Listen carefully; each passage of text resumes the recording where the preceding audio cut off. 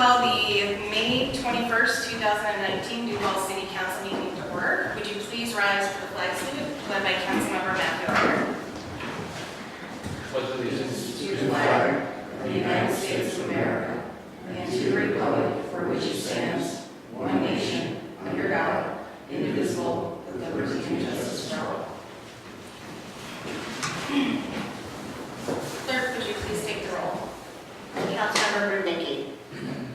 Councilmember Iyer. Present. Councilmember McHenry. Here. Councilmember Remington. Here. Councilmember Hogue. Here. Councilmember Nackland. Here. We have a quorum. Excuse me. Under additions or corrections to the agenda, under consent agenda, please add payroll for May 20th, 2019 in the amount of $156,673.85. Claims in the amount of $335,521.12. And under scheduled items, please remove administration report. Are there any council members that would like to speak this evening?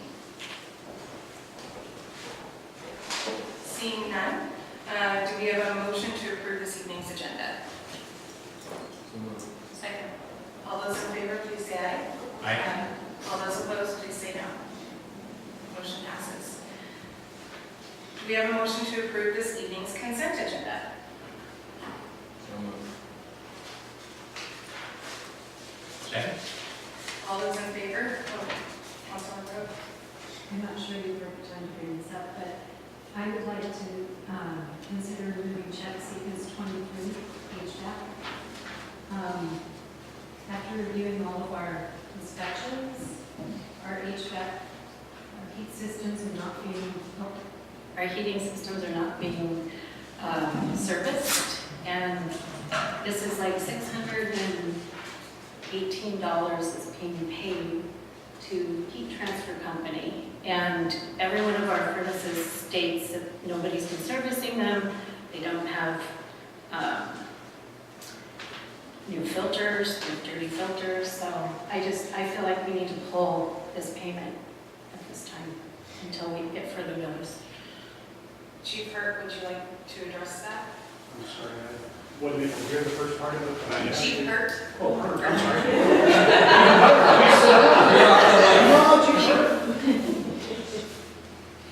Sure, thanks, Mayor. Chief Hurt, Duval Police Department. Currently, we are doing an extensive review of all contracts through Heat Transfer to identify what they are responsible for doing and what actually is being done. That work isn't complete. It will be soon, and I will be working with both Laura Thomas and Steve Lonicheski on a plan moving forward, which could include going out for an RFP process if we're not satisfied with the results of the review. That said, we do have signed legally bound contracts, and I would discourage removing that payment, and I would also suggest that your city attorney would do the same. Any further discussion? Councilmember Iyer. Could you send us out a copy of that contract, please? Thank you. Yes, and just to be clear, there are 3 contracts.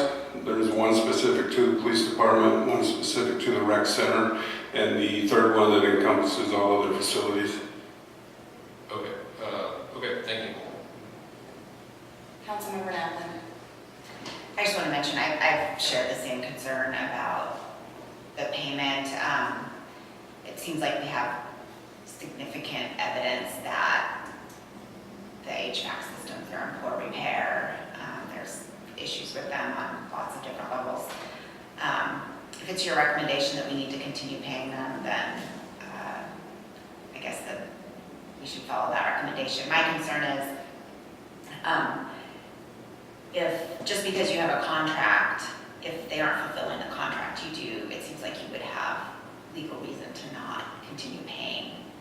So I understand we have a contract, but I've given this example. If I have a contract for someone to mow my lawn and I can observe that my lawn is a foot long, I don't need to have been there to notice that they weren't, it's pretty obvious that they aren't doing their job. So if your recommendation is we keep paying them, because we legally need to. I guess that's what we need to do, but it's a little bit hard to fathom, but that's all I have to say. Any other further comment on that? So, are you making a formal amendment? I would like to remove those checks from the, So after the discussion, is there a second?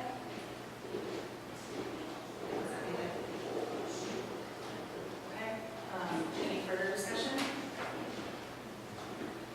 Councilmember Remington. I don't have enough information, but I certainly share Councilmember Hope's concerns. It's been real helpful to actually take a look at the reports on the structure and the HVAC systems. And I don't think there's any question they're not being maintained as we expect. But not having the contract, I don't know whether they're fulfilling what they should or not. But I do believe once we review that, a decision should be made at that point. Once we know exactly what the facts are and hold them accountable, especially if it's a preventative maintenance contract where they're supposed to be doing that work. If it's something else, then maybe there's a reason they're not doing it, or maybe it wasn't specified. But I can't imagine a contract that wouldn't call for basic maintenance for them. So for me personally, I just don't have enough information to say whether we should withhold it or not. I can understand why others feel strongly that we should, but that's the key part to find out. You know, we're paying for something as a contractor meeting their obligations, and we need to, as a council, be able to understand that so we can make a proper decision. Thank you. Councilmember McHenry. Do you think by the next check run, we should know and have some sort of resolution going forward? If we should, I'm assuming maybe perhaps have some sort of credit going forward if we even continue with this company? That by next month, we would know? I do. I actually requested the invoices from Heat Transfer for the last 12 months. They're sitting on my desk, and that is what I'm currently reviewing and comparing to the contract. And I anticipate having that work done by the next council meeting. Okay. So I just want to say that I share those concerns, and that it is frustrating, and I'm worried about that amount. However, similar to what Mayor Pro Tem Remington said, and going off the recommendation of Chief Hurt, I would be okay this time moving forward with it as is, as long as by next month that we have some sort of resolution. That's where I would stand on that. Any other further comment or discussion?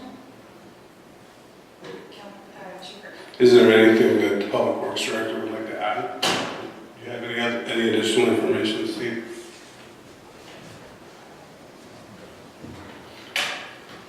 Good evening, everyone. Steve Laniszewski, Public Works. I know that they have been around quite a bit lately. They serviced 3 separate buildings in the last 3 days. So speaking to prior, not exactly sure. I did try to learn some from the supervisor at Public Works today on what they do when they are here, what they do charge for. Like Chief Hurt says, via the contract, on top of the service contract, they don't normally charge for certain items, like the thermostat or specific things that do break. So there is kind of that yin and yang, but like Chief said, we are getting into those contracts, and most of them are plenty old to do a new one, whether it's with this company or not. And like you said, RFP process, once we can break some staff free, that is one that is on our list to do quickly. But Alana handles those, and she's been busy, but we're getting more of those annual types of contracts updated, and you'll see where this time is on here. So, Mark, any questions? Thank you. Councilmember Ryan. Yeah, I do appreciate Councilmember Remington's comments and point of view, because I feel like I definitely feel like I'm in a similar situation.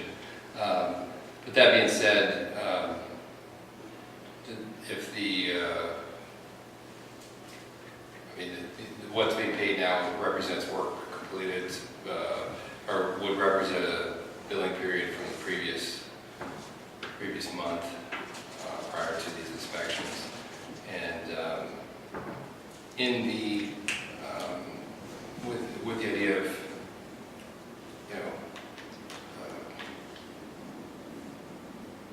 extra amount of caution, I think it's reasonable to hold this payment and to figure out what's going on, because it would put the subsequent, if this payment is justified, more of a 60 days out versus a 30 days out, which would be the usual, under normal circumstances, timely payment. And I think under the circumstances, it would be reasonable to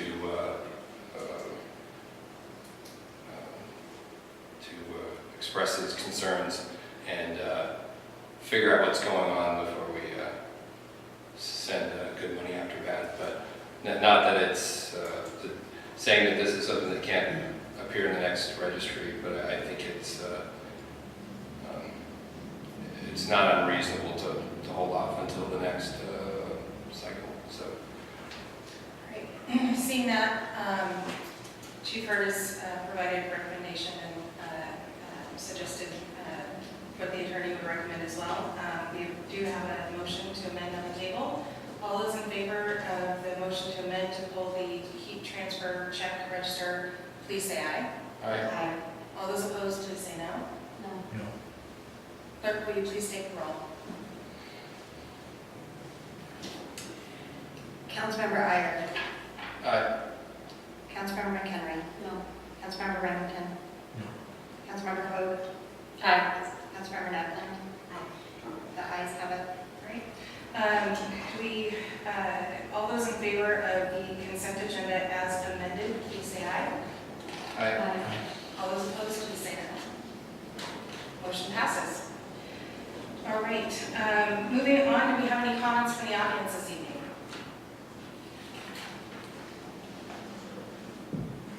Please approach the podium and provide your name and address.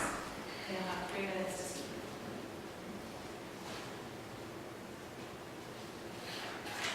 Allison Alconte, and I represent the Chamber of Commerce as a board member.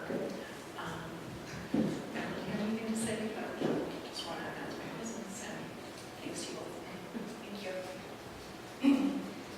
Is there anyone else that would like to speak this evening? All right. Seeing none, we'll move on to scheduled reports.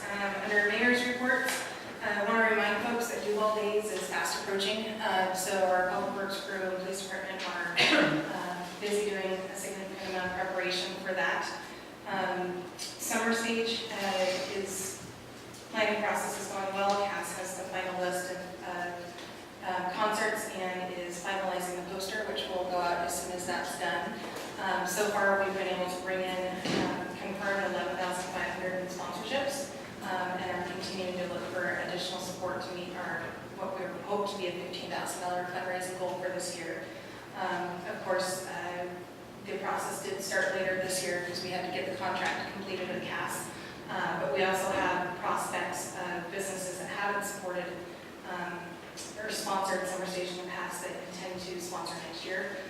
So while we may not be meeting the $15,000 today, we have major prospects for next year. And raising the sponsorship fees has been successful, and we were able to retain our title sponsor even with a much higher sponsorship fee, so that's positive for the event and for the community.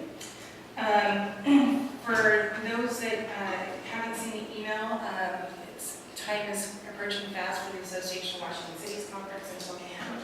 I will be attending. I highly recommend attending. It's probably, like the Snoqualmie Valley Governments Association events and others, the networking and opportunity to talk with other council members and the training that you receive is really invaluable in helping do our jobs better. So I encourage anyone to go if you take time to plan your schedule. It's the last few days of school, so it's the 25th through the 28th. So I know some of us have kids getting out of school that time and making it a little more difficult. It's well worth the time. With that, we don't have any council members that are signed up to speak, so we'll move on to council ad hoc committee reports. Are there any council ad hoc committee reports this evening? Councilmember Hoag.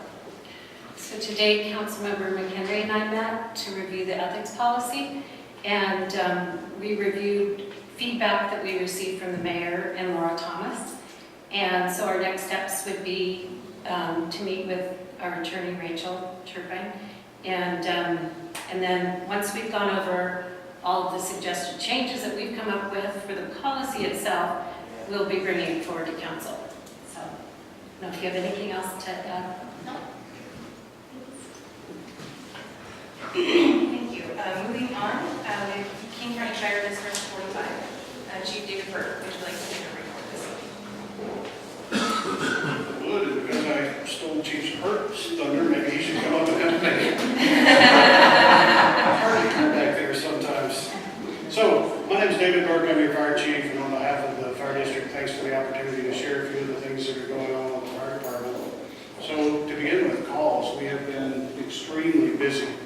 And so far this month, we're at 63 calls. Normally, we average 86, so you extrapolate, we're going to be well in advance of that. And if you look at our cumulative total for the year, through the end of April, we are 50 calls ahead of what our previous...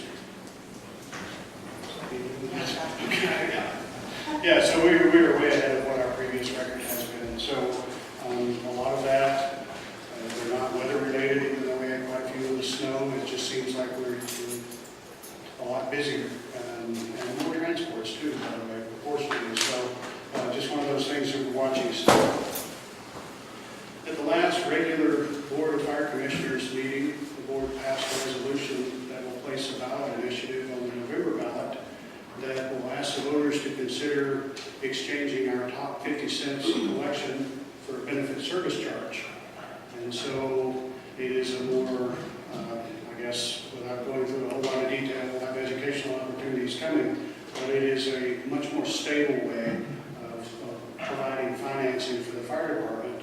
And what that means indirectly for the city is that for those taxing districts that are in that same category for that 50 cents, that will release some of those funds that we have encumbered. And it doesn't necessarily mean it's a dollar for dollar type of thing. It allows the district a little bit of flexibility to base rates on actual fire suppression needs. So a lot of our neighbors have been doing, as a matter of fact, all of our neighbors are doing that now and have been for some time. And this was a necessary thing to legislation to allow to try to work around that 1% restriction. Because it's 101% of the previous year's collection plus new construction, and so because of that limit and the cost of living averaging between 2 and 4% over the last 10 years, we fall behind. And we have one more year left on our maintenance and operations levy that we would like to do away with. And so it would be our thought that we replace that and have a little more flexibility and actually set a rate based on fire suppression needs rather than just straight on assessed valuation. So there'll be more of that to come. New engines. I've been reporting to you over the last several months that the engines are on order. We expect to have them delivered sometime in the latter part of June. And so with a lot of the work that we have to do to put the equipment and the hose and things like that on and go through driver training with all of our operators, it'll probably be late summer or early fall before they're in service. And unfortunately, they won't be here in time for the Duval Days Parade. That was our original target next year. So look for those. I need to say thank you to the city and all of the departments in it, because last week we collaborated on a very extensive training exercise across all branches of government and response agencies, etc. That weren't just at the local level, but went to the region and the state. And that was a Toll Dam exercise. So working with the city and Riverview School District, we were able to engage people all the way at the King County Emergency Operations Center level. And we had 3 days of very intense exercises. And you know, the big takeaway for me, one, was the collaboration and cooperation between all of the folks that respond here in the Valley. But to hear those that aren't in the Valley, that their impression of us that we were very well prepared, and that likely if something like that happened, that we would do a good job. And they were surprised to hear of our capability and our resources and the way we interacted. And so I don't want to paint such a beautiful picture to say that we don't still have work to do, but we have a great place that we are right now. I wouldn't say starting, but we're right in the middle. And so I'm really proud of the efforts, and I'm appreciative for the city, the police, public works, etc. All that went through that. It was a great exercise. I'd be remiss if I didn't also celebrate the upcoming Duval Days. And of course, selfishly, our pancake breakfast on Sunday that follows that. It'll be our 59th annual. And so come be part of the 1,800 to 2,000 people that will come visit us at the fire station and have breakfast with us. We'd love to see you there. Also at the last commissioners meeting, our strategic plan was passed. And so if it's not already, it will be available on our website probably within the week. And so I appreciate all those that gave input and commented as it went. And then lastly, I would say thanks for the opportunity to work with the police chief and the council with the open house that we had earlier this evening. I appreciate that. And it's good to work with you guys in kind of a shoulder-to-shoulder aspect. So unless there are questions, that concludes what I have in my report for you. Any questions for Chief Burke this evening? Well, thank you very much, and looking forward to the pancake breakfast and the nap after. Outstanding. Thank you. Next up on the agenda, we have a public hearing for an ordinance for the fireworks emergency ban provision. With that, we'll open a public hearing, and staff will provide the report, and then there will be opportunity for public comment. Thank you, Mayor and Council, and members of the community. I would like to read the staff report for the recommendation to get it on record and enter it into an exhibit. The background for the fireworks emergency ban provision is in regards to revised Code of Washington RCW 70.77.250, which allows cities and counties to adopt code more restrictive than state law with an effective date 1 year after adoption. In times of high fire danger, a temporary ban on the discharge of fireworks, as determined by the fire chief, may be necessary. City of Duval is annexed into King County Fire Protection District 45, and the responsibility of fire protection lies within the district. The fire chief has determined that temporary bans on the discharge of fireworks may be necessary some years to mitigate damage and risk to life and property and to reduce the risk of fires due to fireworks. In recent years, primarily in the summer months, fire dangers in King County have risen to the levels of extreme danger, and the use of fireworks in our community increase these dangers. It is the recommendation of King County Fire District 45 Chief David Burke and Duval Police Chief Kerry Hurd that an ordinance be adopted in the interest of public safety.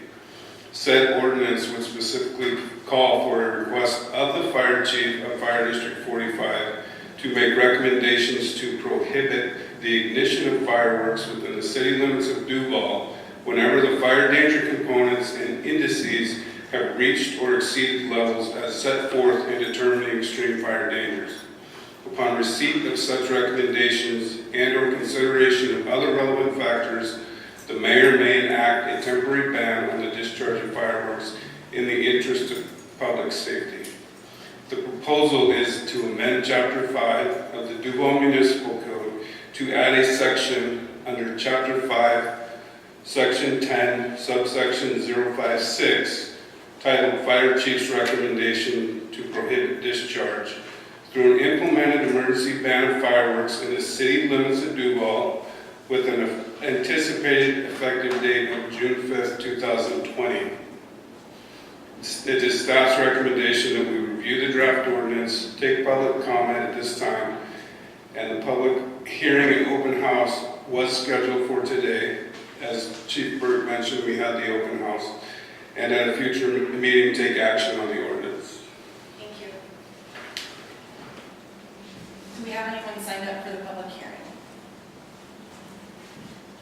Sorry, no. No, okay. Is there anyone in the audience that did not sign up that would like to speak to this ordinance this evening? Going once, twice? Seeing none, the public hearing is now closed. And then we'll move on to new business. Item number 1 is Agenda Bill 19-34, Ordinance Fireworks Emergency Ban Provision for discussion by council. Council, you just heard the staff report. Do you have any further discussion at this point? Councilmember Kettering and Councilmember I had a question for Chief Hurt and possibly Burke Chief Burke if he was still there, but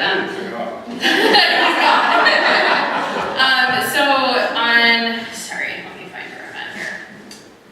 So at the bottom of the draft ordinance, so on the second page, the fire chief responsible for the city of Duval's fire protection is requested to make recommendations. So that paragraph, it comes to the point with the sentence that reads, upon receipt of such recommendation and/or consideration of other relevant factors, the mayor may enact a temporary ban on the discharge of fireworks in the interest of public safety. I was curious with the wording of the and/or consideration of other relevant factors, and because I know inherently when you write these things, it's good to have some flexibility, but I guess my preference would have it be with receipt of such recommendation and consideration rather than have the or, because I think to me that kind of took away the chief's recommendation. That to me is really important because that's the science-based aspect. So it's curious if there were specific examples that I'm not thinking of, that it would, that or situation would need to stay in there.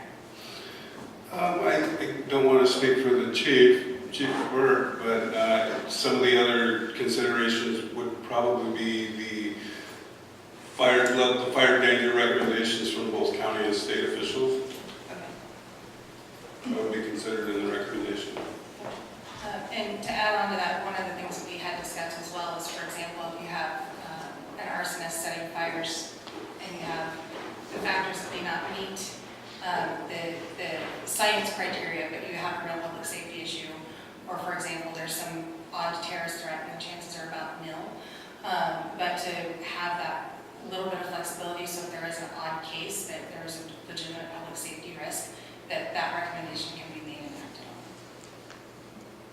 And the chances of that happening are pretty much slim to none, but you know what happens if you don't have it in there. Oftentimes, that's when you get hit with something.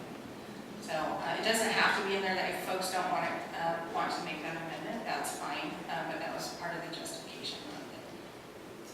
Councilmember McHenry. Just to follow up on that, so the fire chief's recommendation would strictly be the science-based criteria, but with the potential situations you mentioned, could that not also be a part of his recommendation? Okay. Thanks. Councilmember Davenport.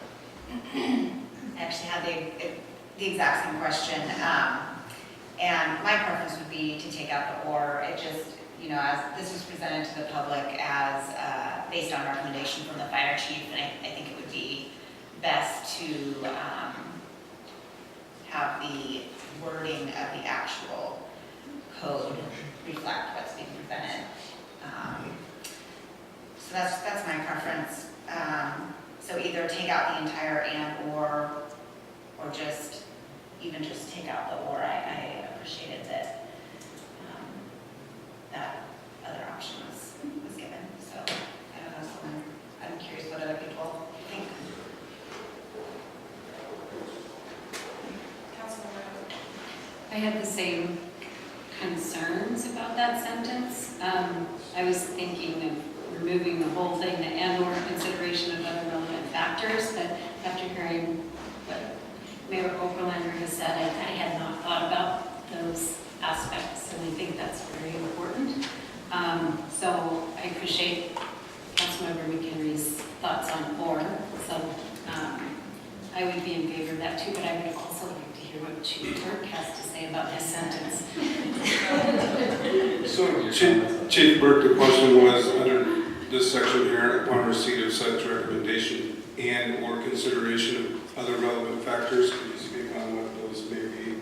Oh, sure. And Chief Burke, while you're under the room, what I did mention is, part of our discussion was if there's an arsonist or if there's like a weird terror threat that goes beyond the science factors but are a true legitimate public safety risk to the Sure. community. Yeah, and so we talked a little bit about this at the open house, and in my mind, public safety, the umbrella, is the starting place, right? So occasionally here in the valley, we have air quality issues.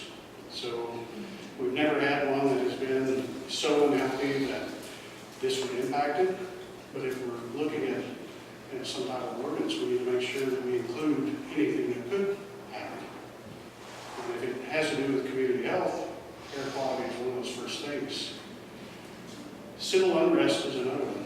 And so, we hate to hear about it. We're in kind of a secluded, perfect little valley in the world and everything like that. But if you look at some of the disturbances that happen even in this state and around the country, fireworks become weaponized. So we have some type of unrest. One of the ways to help combat is to reduce the threat, right? So to eliminate the possibility of fireworks having been weaponized. Strong winds is a good example. Even though it's listed in some of the weather criteria, even if it's been wet, and you have winds that are, say you got 50-mile-an-hour winds. Remember the wind shear stuff we had, the Hanukkah storm? So if we had something like that that happened to blow through here, even the fuel moistures the way we are, and a flying firework could travel half to 3/4 of a mile, it gets a little bit more dangerous too. And so none of these by themselves are single instances that would necessarily enact a ban, but you have to consider if you're looking at community safety, we can't pinpoint every single circumstance down to the precise math formula, if you will. And so we have to try to think of everything, as our responsibility as public servants is to protect the community. And so if we wrote something, if you wrote something and approved something so tight that only happened when X, Y, and Z happened, then the scrutiny from the public would be rightly pushed back on us to say, hey, when this occurred, why didn't you think of that? And so we're just trying to make sure that we have enough room in there to where if something did come up that wasn't specifically defined by weather or fuel moistures or any of those other types of things, that we still have the same ability to protect the community. Any further comments or responses, questions for Chief Burke after that? Councilmember Hogan? So one of the comments prior to you coming back in the meeting was to remove the word "or" out of that sentence. So it would say, "and consideration of other relevant factors." I don't know what your thoughts about just removing the word "or" would be.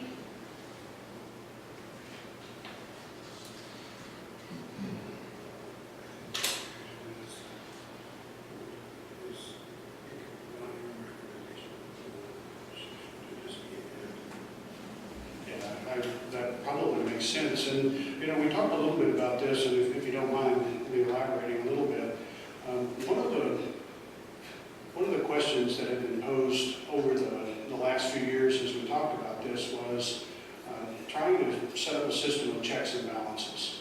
And so, no reflection on the current mayor or the current fire chief, right? So, but suppose we had somebody in here that would maybe enact for political reasons to say, we're just going to ban the cost and then throw a little bit of science to it or whatever.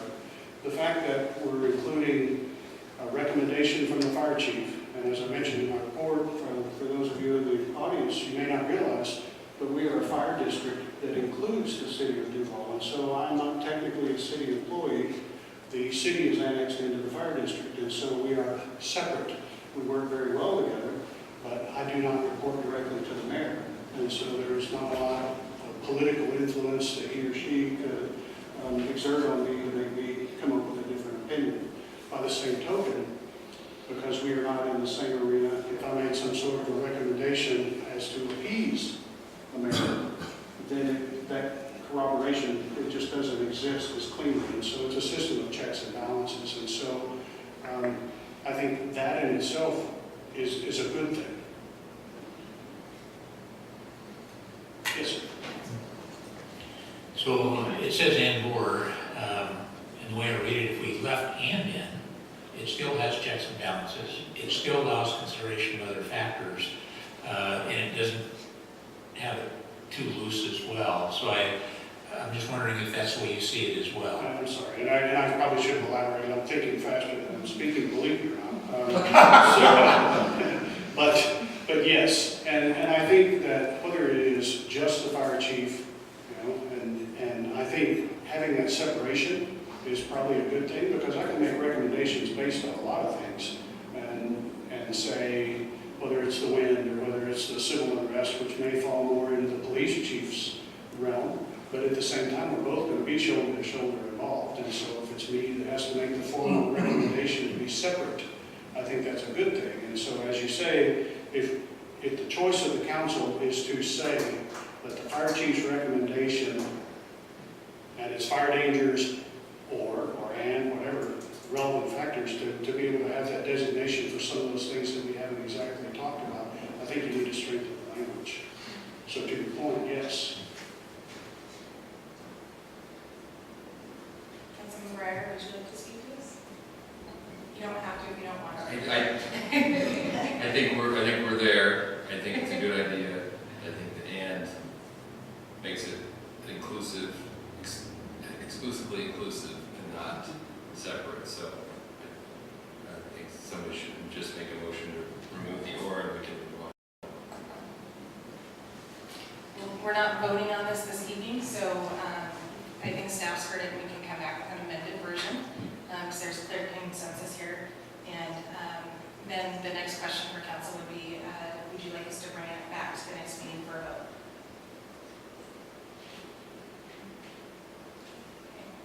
Looks like we have agreements, so this is good news.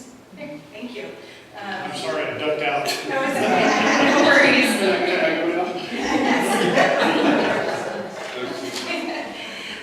So thank you, Chief Burke and Chief Hurt. Moving on, the next agenda item under new business is for discussion only. Agenda Bill 19-35, resolution release of WPM MOU, Big Rock Annexation Area. For discussion only, Ms. Thomas is not able to be here tonight, so Ms. Hart is filling in her place. Hi, Diane Hart, Administrative Assistant, stepping in for Laura.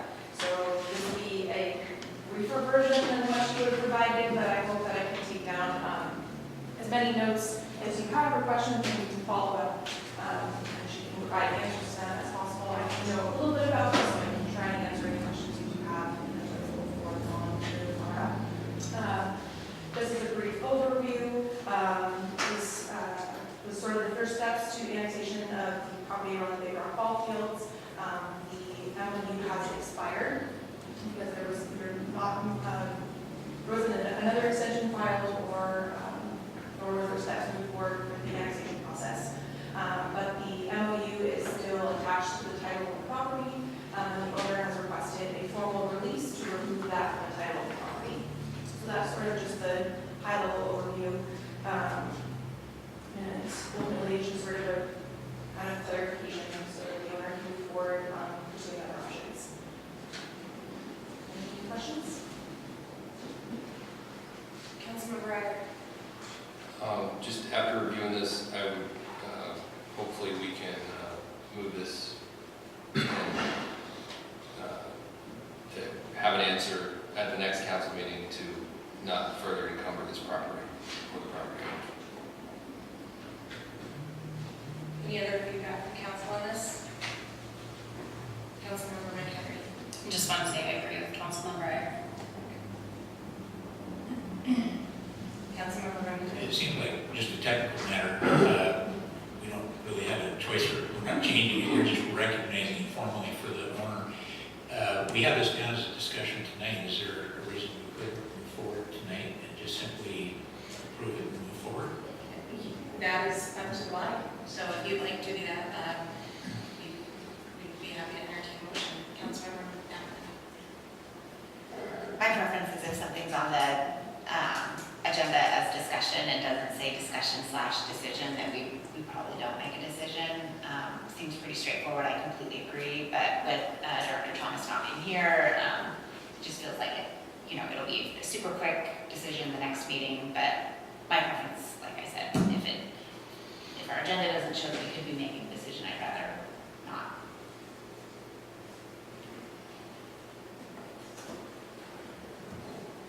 I make a motion to pass this resolution now.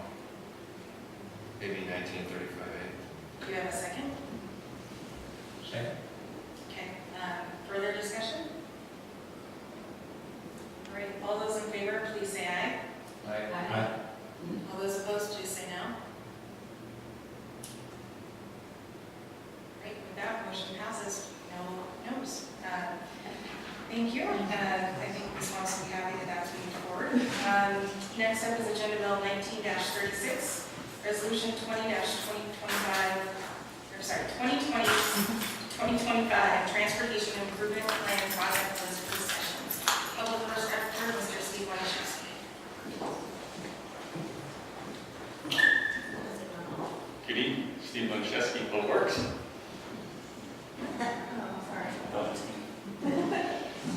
So good evening. On your agenda for introduction tonight is the 2020 through 2025 six-year transportation improvement program project list. A couple tidbits within this. This is an annual program the city adopts. It is required to be reported to the state of Washington on an annual basis. Good news is, reviewing this, the comp plan and then update in 17 have been done on transportation. So it is a fairly complete package relative to either years past and or other agencies. Some of the items in a highlight that I didn't receive any calls, so I'm just going to go with carte blanche here in the staff report. One item of consideration as we complete projects, move them off the list. However, we have some new bonded debt relative to some of the previous projects which are complete. So we kind of put a new section in this to memorialize that. So if anybody questions it in year 18 of our 20-year bond, then hey, look, it was on the list.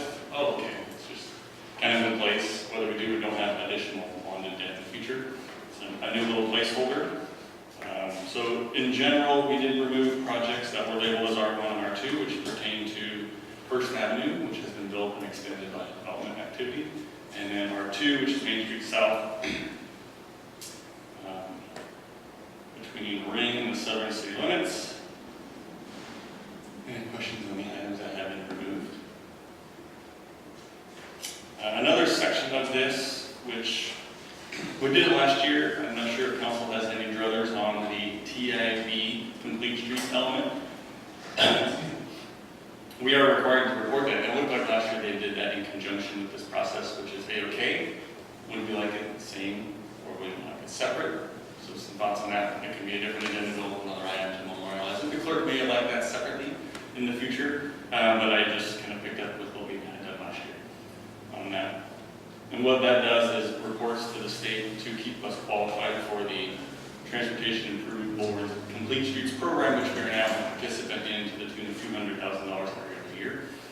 We need to report on those complete street elements that we have completed, whether they are extensions of sidewalks, completions, or bike lanes, etc. And it requires reporting on completed elements or elements within the 2-year window on your list that you will complete. So we listed 7 projects there that are in completion stage or about to be complete.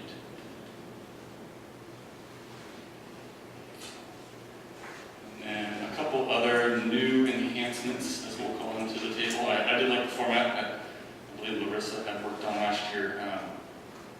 You'll note on the project list itself, which is Exhibit A, we just made it real clear on TIF eligibility, so traffic impact fee credit, and or traffic impact fee use. It's very clear now, hey, is that project eligible for traffic impact fee use? Yep. And one says right here. Another item we added was a couple of dual asterisks. Is that plural asterisks? Those denote a part of the project that is currently being completed in whole or part by the development activity. So they would do some of the work, they'd also receive some of the credit depending on how the math was ironed out, whether it was 100% or less of what they could get credit for. If they did $1 million worth of improvement and the plan says it's 100% eligible, they'll get $1 million worth of credit. We don't pay that back, so if they have $750,000 in fees, they don't get their fees waived and a check for the delta. It's just part of the deal. The map is Exhibit B, clearly dictating the roads as well as and/or intersection improvements. In general, that is all I have with the program that's presented. The next steps would be, of course, discussion. We have a hearing process, the planning commission, as well as at council. This does get submitted to the Department of Commerce for their review and approval. They used to allow 30-day expedited review. They do not do that any longer. So we won't make it July 1, which as far as penalty goes, I don't know that there are any penalties. I think last year's was fairly late. it before. My birthday is still intact. They haven't taken that away from me, so I'm not sure. But we just want to keep things moving as we can. So we would expect planning commission, Bolton hearing, we close that, we come back to council. We either wait for it to be passed by Commerce and then keep our hearing open until that date, or don't do our hearing until we hear from Commerce, open it, close it, and then make a motion on the documents. That is the next steps. Councilmember Remington, got a question? Yes, thank you. I understand the purpose behind this and getting it forwarded on. It does dovetail, as you mentioned, with some other things. So we do have our transportation improvement district, and we have a list there of road projects, and we have our budget capital improvement projects, which has a list. And I haven't put those side by side so I can take a look. Are there any surprises, any big changes that you see? I realize this is only affect our budget for the first year of this 2020, but I'm just trying to make sure that with these different lists of road projects that they're similar and that we aren't going to see any surprises. Yeah, as far as any changes from last year, they've been removals of projects, and then I believe, correct me if I'm wrong, the only addition last year was item I-1, which was intersection improvement of Wendell Depot Road in Virginia/Maine. Other than that, we haven't proposed anything. There hasn't been any new math done to add X amount of millions to the list to change the traffic impact fee, obviously numerators and denominators. So in that, no, this does not have a budget effect, right? These are all eligible projects that we can participate in completing, but nothing is on the capital program that is budgeted. So should we want to fulfill one of these projects, we can come back, talk about that, get some direction, and start working on the project. But right now, there's nothing in the budget that is showing us we're going to do a transportation-related project capitally. TBD, like you said, is completely separate.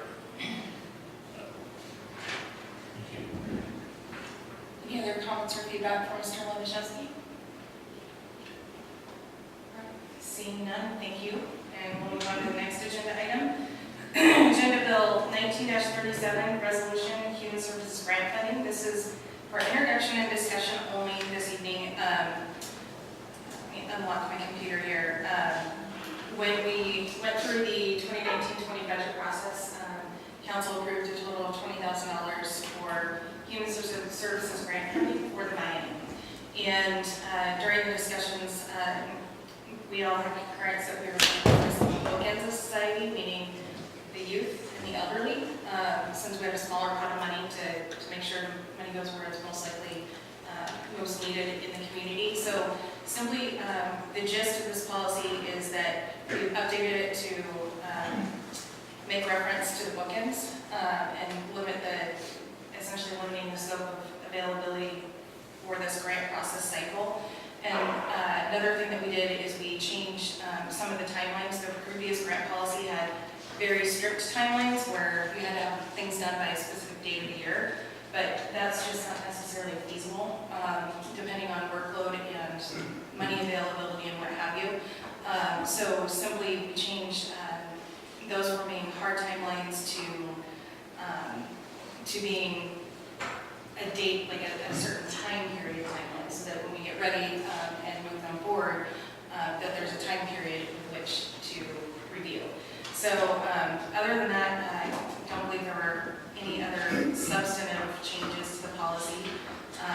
Council can choose to move forward with this one, amend it, or keep the old one, but we're definitely trying to make sure that it is aligned with the goals of the budget as approved. Councilmember Ryan. It seems as though the proposed framework offers a nice balance between being basic and offering guidelines in terms of, the bar isn't crazy high in terms of the application and the scoring. I think it seems reasonable. Councilmember Kennedy and Councilmember Hook. So I appreciate all the work on this. I've been reviewing grant applications with my work on King Conservation District. So I like how they're scoring, and I do think that until we get it rolling, I will have to maybe possibly tweak it after a year or so, just depending. We just won't know at this point. I just wanted to point out one minor thing on Exhibit A. The second page of Exhibit A where it says scoring process. It says each application shall be evaluated based on 3 major criteria, and then there's 11 things listed, and I think they were meant to be subsets, because when I went to the scoring page, there was funding, purpose, organizational structure, and organizational resources. So I just think some of those maybe were supposed to be the main 1, 2, 3, and then other ones subsets, I'm not sure. I think you're probably correct on that. So we could probably do some minor amendments as far as numbering those, and then having the ones and then the subsets changing to the letters. That's not a big deal. Okay. We can take care of that. That's all I saw. Councilmember Hillary, did you have something for it? And then So I have a couple comments, but I guess first of all, this chart here that talks about expenditures does say budget impact 20,000, but we've already budgeted for 20,000, right? So there's no additional No, impact? the point of that is to say that the budgeted amount is 20,000 and the total impact of the budget is 20,000. It's what we've actually. We've already approved it, so we're not asking for more. Correct. Okay. And then as far as the bookends go, kind of interesting. My first thoughts when I read through this is that we're kind of, there's a lot of people in the middle that may need assistance, like, single mothers that, I don't know, I'm sure there's plenty of groups in the middle. And then in fact, going to some of the, one of the most recent senior center presentations, they're talking about making their senior center more of a community center for all ages. So I don't know how that impacts if we're going to be donating to the senior center and now they're changing their philosophy of being more inclusive of all ages. I don't know how I feel about the bookends. It's just my thought. It's a good point. I was unaware of the senior center making those changes, but in general, they would have to be able to prove that the money is going to serve those bookends. And that's historically for the most part, from my recollection, most of the grants we've received have been from bookend agencies to begin with. We've also had some religiously tied organizations, some of which qualified for funding and some of which did not. So part of the goal in the discussion and budget process is to meet the bookends and also not spread the money too thin. So if council is not comfortable with changing the policy, that's okay. We're just carrying out what was in the budget. Councilmember Breyer. Well, just real quick, in terms of Councilmember Henry, do you know what the PDF page is of the exhibit you were talking about? Oh. Just so, and then I think, a lot of it, so just looking at the old language and new language, a lot of this update keeps the majority of the language the same as the previous one. Not that it's the discussion about those, the emphasis, the potential emphasis isn't, I think very much a conversation we can have. But in terms of, it would be keeping with what was there previously. I just like the idea of, no matter what we do, sticking to that there's an application versus just something we kind of informally do at the budget process and then it just happens. And I think at a minimum, I'm just mostly for, I think, not, as the mayor indicated, not spreading the money too thin and, with 100 applications or 100 places it's going, but then also just having a very basic process that states, that people have to say what their organization does, say the basic information. That's what I'm mostly concerned about. So I think that's it. Only everyone else has done. Page 56 of the PDF is where I was talking about. And then I had one more thing, and I'm fine with moving with it as is, but I feel like I see a potential problem not having one date for a deadline each year, only because I can see a circumstance where, it would just be nice to see everyone who is applying and how much money, because sometimes you can grant multiple grants, and to grant one, but then someone comes for more money than we have left, so it's just kind of nice to have that one date, but I think, with it as it is now, that I'm fine with it for now, but I do see us needing to possibly move toward just one deadline date. Yeah, and that's a good point. And I think, and if we need to change the language slightly, the point is to give the city flexibility to determine when the process starts, because we don't have it every year. And the other factor that could be, we could have a really big revenue year, and council could decide, hey, we want to allocate another, $30,000 or something like that, and do the grant process again. So that provides us with some flexibility to do that without changing the policy. But point well taken, and if folks want to just set on a hard date, that's not a problem, we can do that. Councilmember Iyer. I think in terms of the calendar, thinking if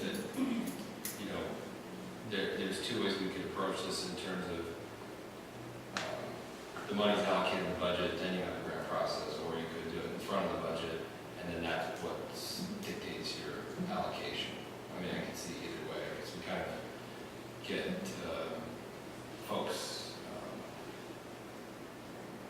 coming in and communicating the need during the budget process, and maybe it's something for us to consider that it can feed into that allocation. But I mean, I guess I can see it either way. I'm just kind of spitballing here in terms of how it fits in with the calendar and how we've done it in the past. So it seems as though in the past the need has been expressed prior to the budget, and then we allocate at that time. But I mean, maybe it is more responsible to allocate what we can allocate, and then you have a grant process to say who's awarded these funds. So I think it's just something for us to think about. And you can do it that way. In my experience in another local government, one of the things that happen is that the senior centers and agencies would come directly to the legislative body and request appropriations. But there still had to be, and some of the budget would often be passed based on some of that, that testimony, that there still had to be a grant process to be formalized to make sure that the public funds are being used appropriately. So either or is fine. It really, we're trying to make sure it's simple for staff, simple for council. One of the previous complaints about the other process was the timeline, and it was a little overly burdensome, some thought. So when you simplify the number of folks eligible for that specific one, it also limits the amount of work that has to be done by staff and council on it. So it's up to you guys.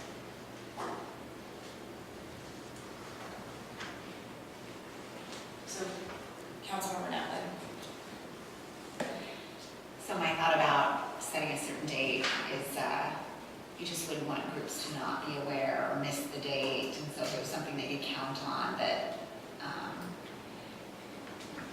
that would be, there would be a benefit to that. But I also see, I don't know if you could work it in there that our regular scheduled time is this, then we have the opportunity to open it up at another day, but just to try to have some type of predictability of timeline. I know groups set their budgets for the next year, trying to do planning, and if they knew exactly what the process is and the timeline, it might be helpful. We could Yeah, we that's could what do I it know. to have a set date and then the opportunity to postpone that date. If we want to do it, have an extension of the deadline. And then the other thing that I noticed, I always try to compare, well, what has changed?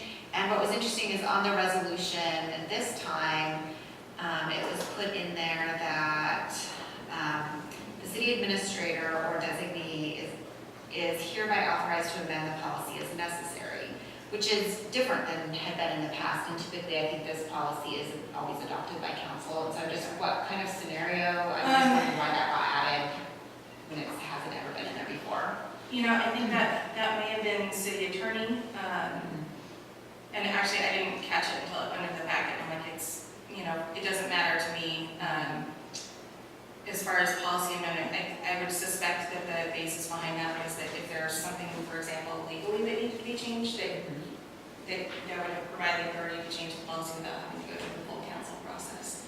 But that can be changed back to it was. I have no issues with that at all. I just wasn't sure if there was a reason why it got added, that there was a scenario that it made it Yeah, I don't recall having that discussion with Alana as we were drafting this, so that may have been city attorney, it may have been city attorney looking at other policies and modeling after that, but I'm not sure.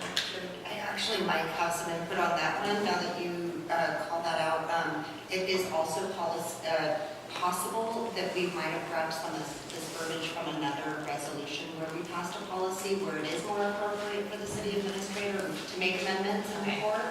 So I think it's kind of becoming standard verbiage for policy resolutions, but this might not be the appropriate policy for that language. So that might be what happened. I'm not going to make that change, so it's not an issue. Councilmember Ayer. Sorry, one last comment. The only other thing in terms of timeline is it might be, makes sense to describe how this fits in with the biennial budget. So if it's going to occur once in that 2 years time span, is it the first year or the second year? It's not a question if we just have an annual budget, but I think if you have a biennial budget, then, is it spread out or is it just you make one decision for the entirety of that 2-year budget? Councilmember Rose. I thought we had made a budget note on that we were going to be dividing it between the 2 years and do half Okay. and half. I think we did.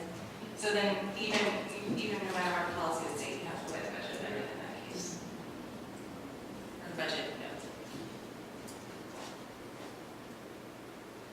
Okay, so it sounds like we've got some feedback to make some minor changes, and we'll bring that back to council for further discussion at the next meeting.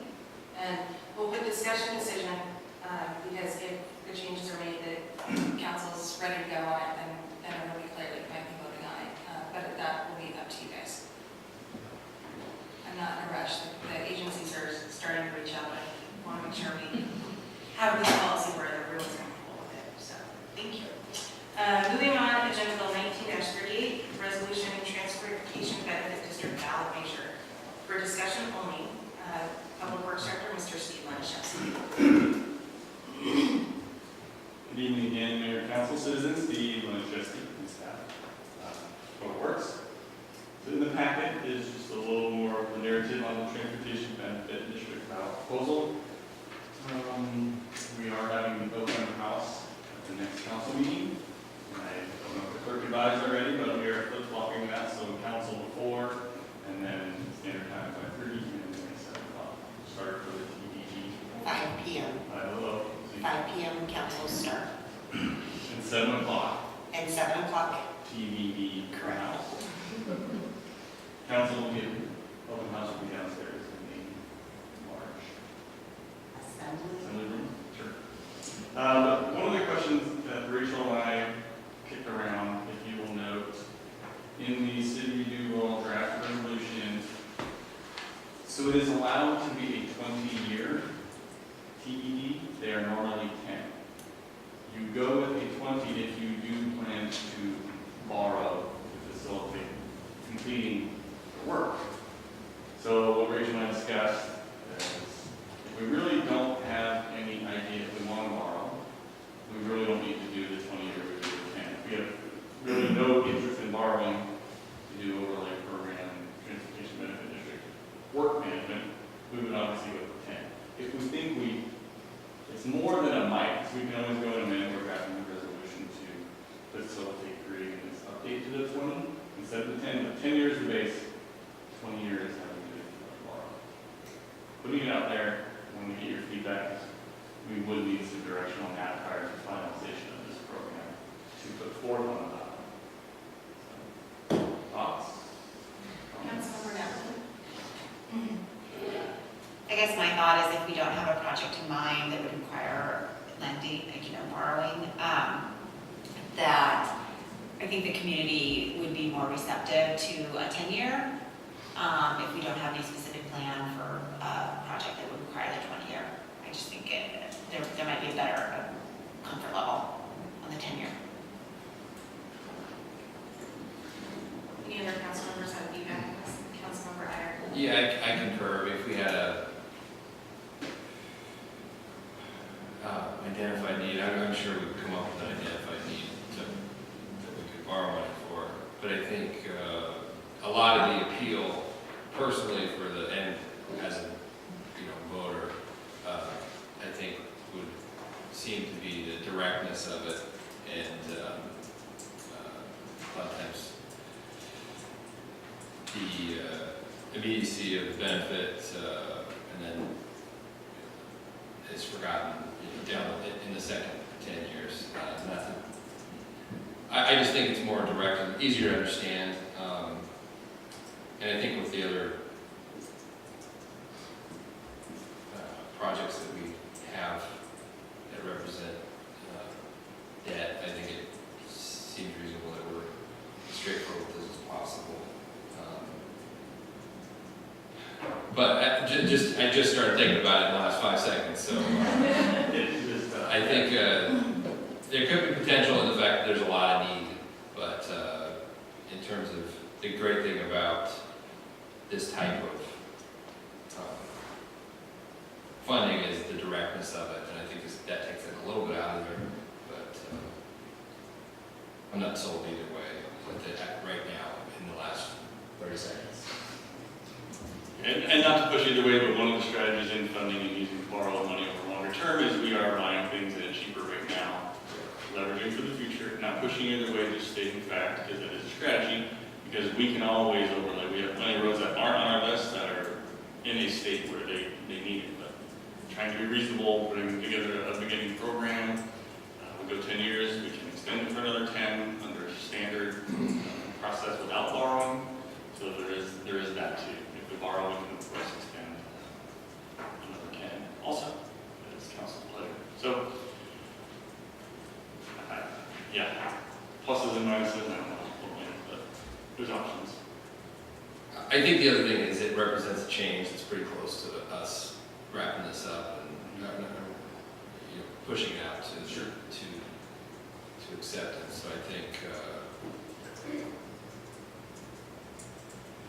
and I think it also can represent, our, is indicative of our inability to fund things in the now.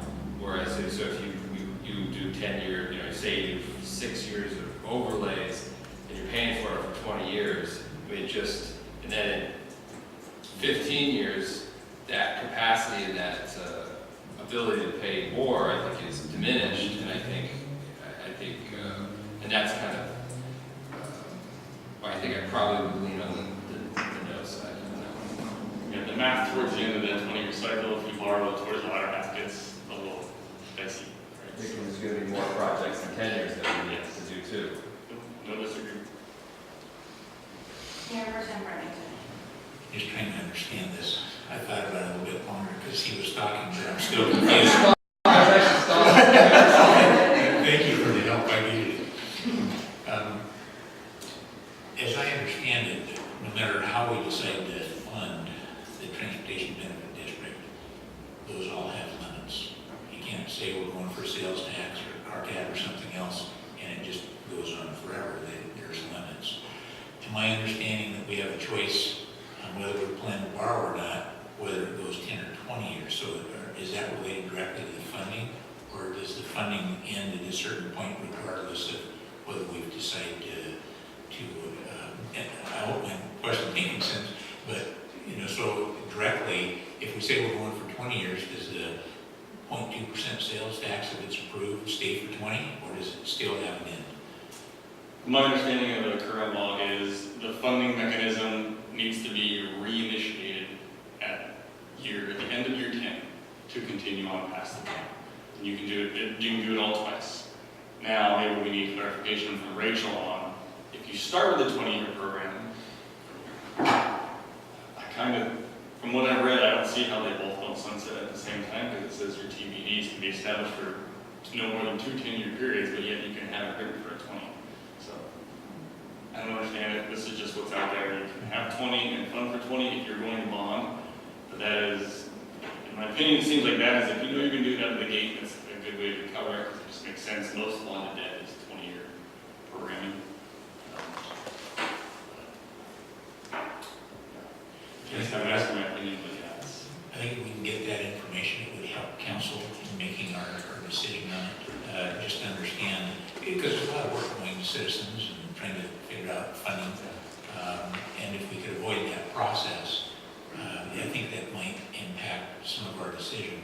Having said that, for me personally, my own opinion is I hate borrowing money of any kind because it costs more. There are times it's appropriate and can save money, but I'm leaning towards 10% personally, but I'd like to get additional information in the process. I'll have to send a message out, don't respond to all, but clarify before the week's end. Councilmember McHenry. I was just gonna say, I was leaning toward the 10. I know we talked about the potential of borrowing and how that allows you to do some of those bigger projects sooner, so that results can be seen sooner. But again, I keep leaning toward the 10. But yeah, I'd be interested in seeing that info too. Anyone else want to speak to this one? So Steve has got his word, and we'll get some information back. And, from my perspective too, I'm looking at the 10 versus 20. It's, if we were, for example, cutting Main Street out of it, then it would probably make sense. But we're not. So right now we're looking at preservation and maintenance of the TBD. So I would lean that way unless we get, from my personal preference, unless we get different information as well. So, all right, thank you, Steve. Thank you. Next agenda item, the council does not need to make a decision this evening, but the clerk asked us to have a discussion on whether or not the body wanted to cancel the July 2nd city council committee of the whole meeting and council meeting. We need to make sure we have a quorum. I'm not sure that we'll have 7 members by then, and so part of it, I think, a big decision on us depends on how many people are already planning to be out of town, but it's completely up to council what you'd like to do on this. Councilmember Rowe. I will be in town, so I will be available. I prefer to wait till next meeting to make this decision because of the fireworks. If we don't pass it by July 4th and that fireworks emergency ban would not take place until 2021. So I really don't want to lose that opportunity. And this is discussion tonight, not decision. Councilmember McHenry. I'll be here. So if we have the meeting, +1 for me. But other than that, yeah, I kind of what Councilmember Hogue said. Yeah, I agree with that sentiment. Just something to think about. Councilmember Napoli. I guess you can go down the line. I will be here. Out of town. Councilmember Remington. I won't be available that day. Okay.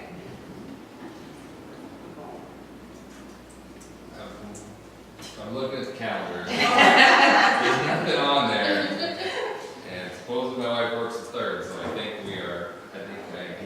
Okay. But I think Councilmember Hogue's thoughts on, seeing where we're at next week and seeing what staff has to say. Is a wise one. Councilmember Rowe. I do have another thought. I think I've asked this before, but as far as our work that we've got going, anything that is crucial for that date? I think I've asked. As far as the only other, besides the fireworks ordinance, which I guess you could say you have a deadline based on when you want it to be effective. Other than that, the only other one that we have pressing is the TBD resolution for the ballot measure. And currently it is scheduled to be voted on the 2nd meeting in July. The deadline we have for that is the 1st meeting in August. Actually, our deadline is the 2nd meeting in July. We'd have to have a special meeting if it was not approved that night because the deadline to get it to elections is 4:30 p.m. The 1st meeting of August, obviously, we would miss the deadline. So that's the only other item that would be pressing, I guess you could say, and council can choose to vote on that. It'll be on your agenda on June 18th. So you can choose to vote on it that night if you want, and get that done as well. So we don't have, I just have a deadline with elections. I don't have a deadline for if you vote early, that's fine. Other than that, that's the only ones I can think of. Can you think of anything else, Carrie? The TIP or the product list, if there's any delays within the planning commission, we've had some issues with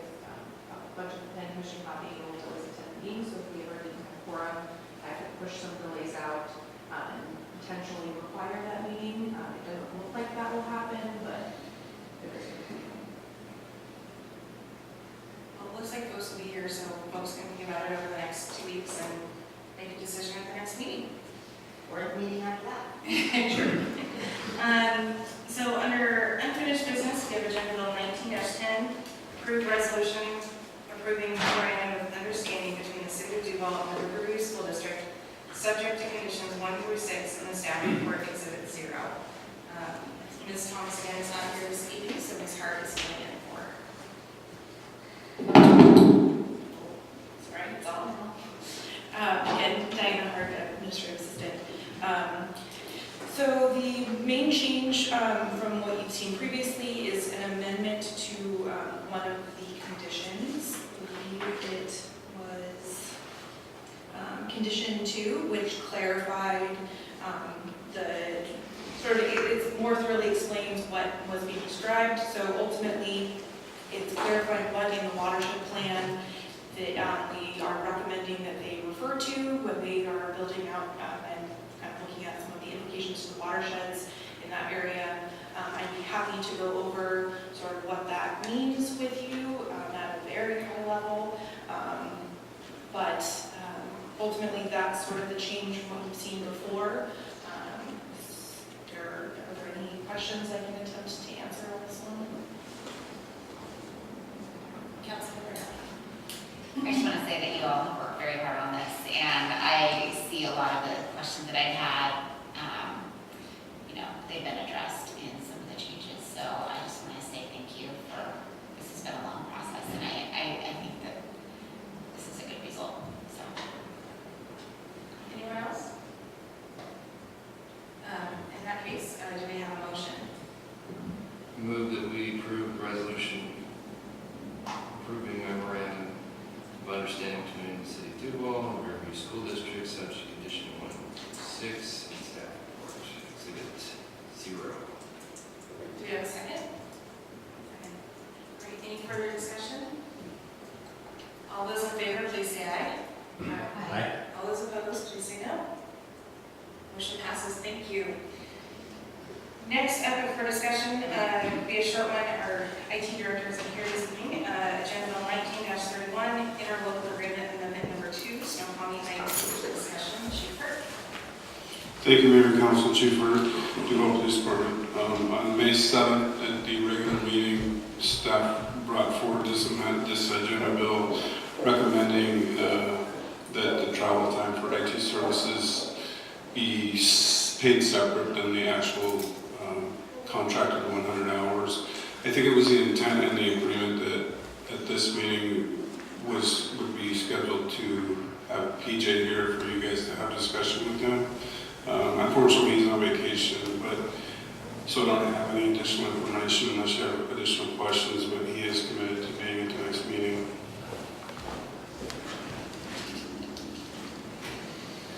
Anyone want to discuss this further this evening, or wait? Councilor Meyer. I think just the only thing that seems reasonable,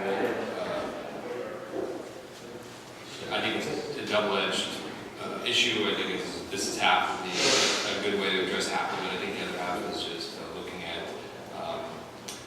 looking for efficiencies and how we manage that contract and that service. I think it's a benefit to the city to not have to have a contracted service for the size of this city.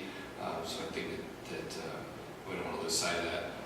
But I think this is half of it, that yes, that we have to accommodate, we have to account for this unforeseen issue, but then also I think the other half is that contract management and improving that. And it sounds like that's something we're actively working on, so thank you. Councilor Bernard. I just wanted to second that. I agree. Maybe that's something we could ask PJ to come prepared with some ideas for some efficiency or, true production, just some ideas he might have when he comes to answer questions. He's prepared that is a concern that some of us share, that it's a lot of travel time compared to the work hours. Anyone else? Seeing none, we'll move on to the last agenda item, Agenda Bill 19-32, resolution for the mobile stage use policy for discussion. Chief Hurt. Thank you, Mayor and Council, Chief Hurt, Duval Police Department. This agenda bill was also introduced at the April 16th council meeting, actually under written report, and then for first touch discussion on May 7th. At that time, my understanding was that we wanted to change the policy to be more of a user policy and not a rental policy. So I have made those changes, and I would like to go through them real quick. So we did modify the original draft to identify it as a user policy rather than a rental policy. Under reservations on page 1, we've added language for mayor and council consultation and approval for use outside of the city limits. At the last meeting, you had questions and/or concerns regarding the proximity of use of the stage. So we did add that language. Under stage and accessory rental fees on page 5, we did add language that provides for staff time cost recovery based on the current adopted hourly billing rate that's adopted by council in the current year. The question I would have would be, for you tonight, would be, do we want to entertain recouping those costs as well, under normal conditions as well, whether it be for setting up the stage and recovering the stage as well, or if we just want to do it under these other conditions. And then I did speak to Monroe Parks and Rec, as I stated I would. Their proximity is limited to the boundaries of the school district. That's how their contracts worded. And I did also ask about the requested use. And in 2018, it was used 3 times outside of non-city sponsored events. And to date, in 2019, they have 4 requests.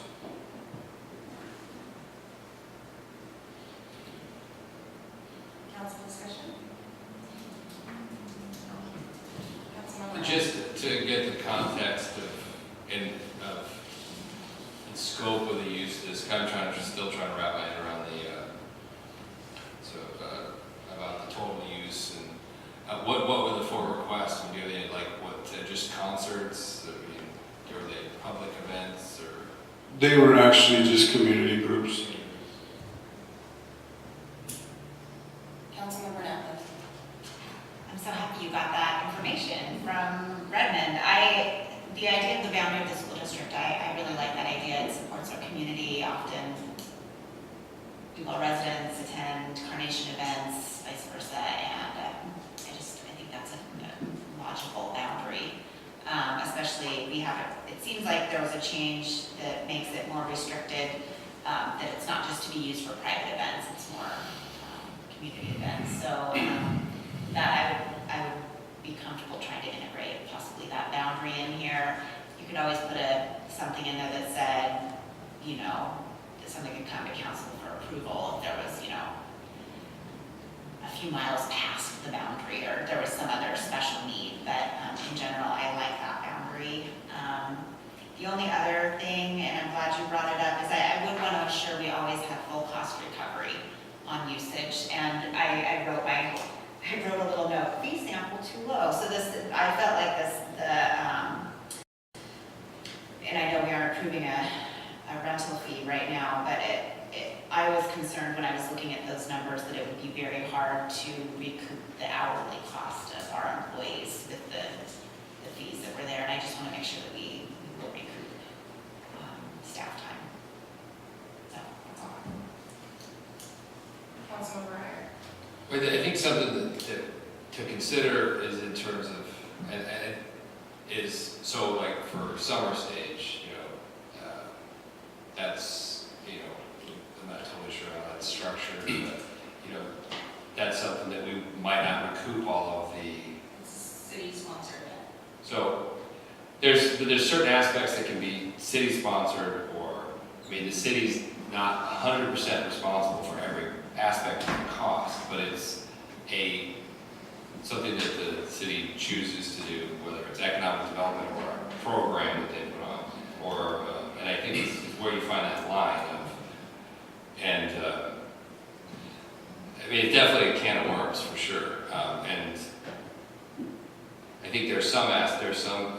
where you're a sponsor.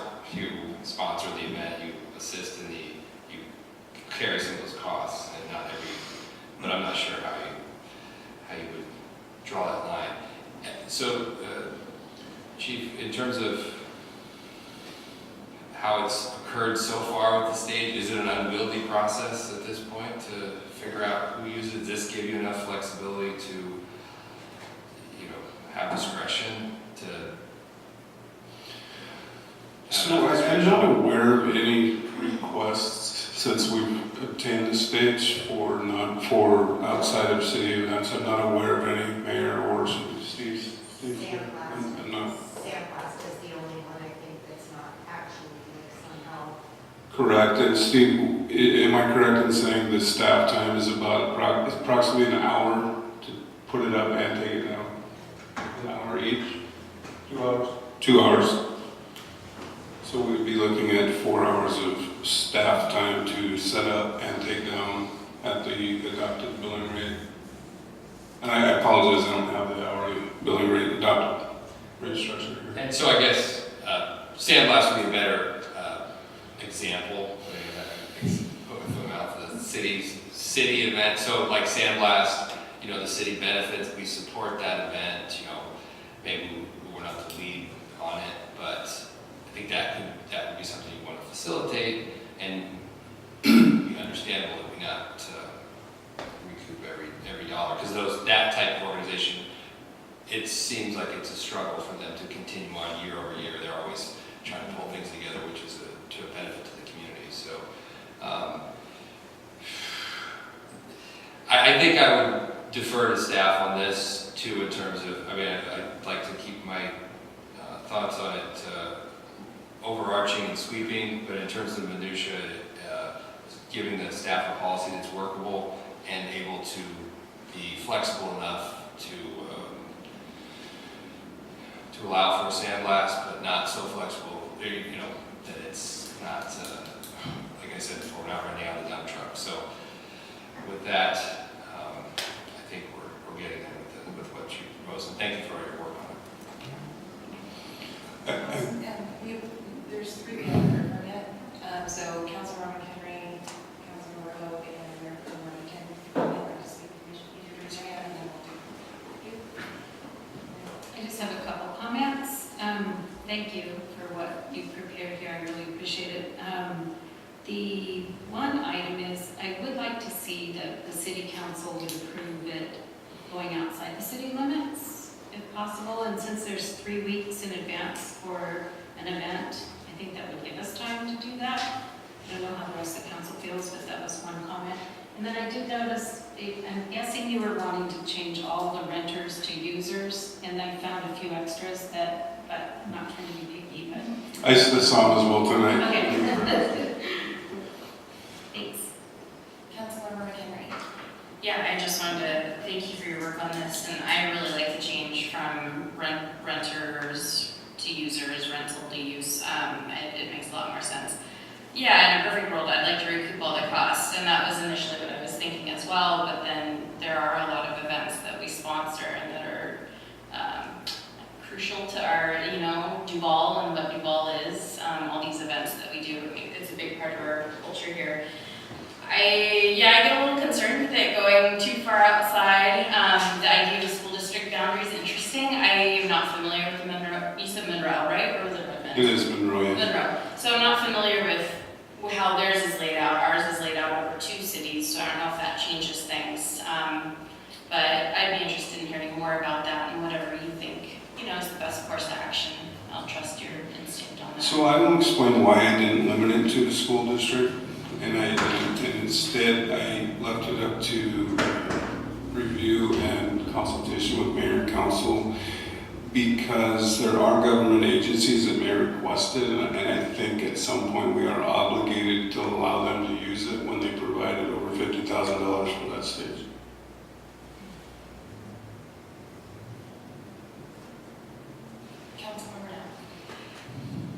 Did everyone get to speak? I'm sorry, I just realized.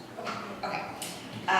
So I just want to clarify that the one area where I thought the fee seemed a little low is the mileage fee, because I'm just thinking $3 per mile. If you had to go you know, just like cremation, you know, that'll only be $30 for having to hitch it up, haul it all the way, and, you know, it was really the, you know, I'm kind of thinking of scenarios, not where it's a city event, where we're kind of partially sponsoring it, and, you know, then it might not work out perfect, but, when we're loaning it out beyond, you know, just here in the city, that's my concern. So that, I don't know if $3 per mile is what you saw. Are you referring to the actual fee schedule? Right, and I know we aren't talking, we Correct, aren't approving it, but that was the one area that I only left this in here as reference, I'm not even presenting a fee schedule yet, and I probably won't for a couple more meetings, and then we can discuss that, but thank you. Okay, it was in here and it just caught my eye, so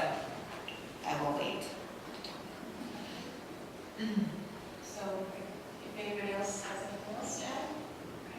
Well, I think we got some good feedback. You know, Chief has worked really hard on this policy and all the policies that he's been working on lately, trying to bring them forward and meet everyone's needs, so it's greatly appreciated.